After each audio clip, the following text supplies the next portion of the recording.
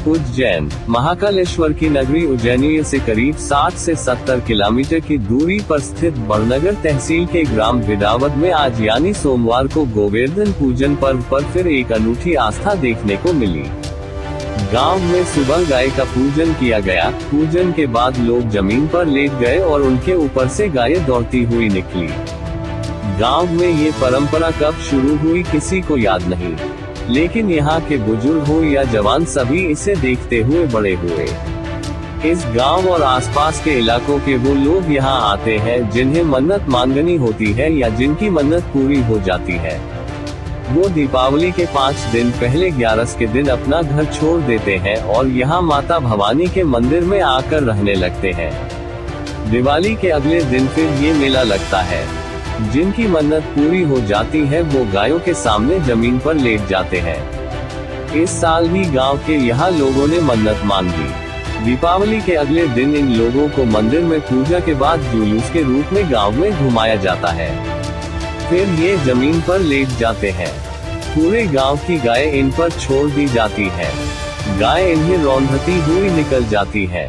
मन्नत मांगने वाले लोगों को पूरा भरोसा रहता है कि पुरखों के समय से चली आ रही इस परंपरा को निभाने से उनकी मुराद पूरी होती है। पड़वा पर सूरज निकलने से पहले ही ये लोग गौरी पूजन में जुट जाते हैं। लोग अपनी गायों को तैयार करते हैं, उन्हें सजाया जाता है। लोग गांव के चौक में जमा हो जाते हैं। फिर मन्नत मांगने वाले लोगों का एक जुलूस पूरे गांव में निकाला जाता है। जुलूस खत्म होने के बाद मन्नत मांगने वाले लोगों को मुंह के बल जमीन पर लिटाया जाता है। उसके बाद गायों को छोड़ दिया जाता है।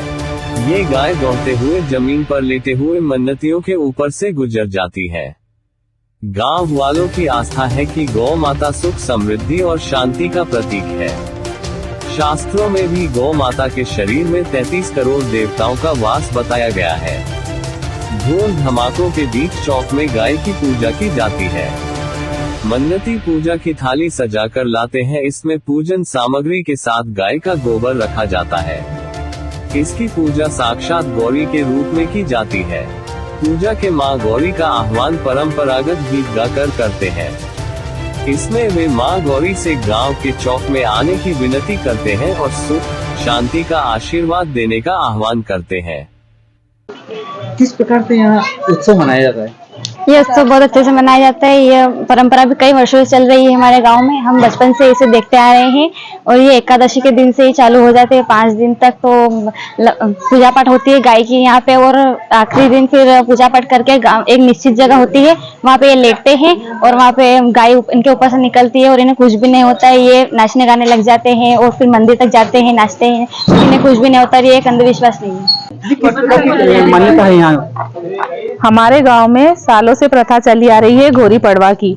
हमारे गांव में गांव के सभी लोग जो मन्नत रखते हैं वो 5 दिन तक गाय की पूजा करते हैं और 5वें दिन गाय के नीचे सोकर उनके ऊपर से गांव की जितनी भी गाय होती है उनके ऊपर से होकर निकलती है।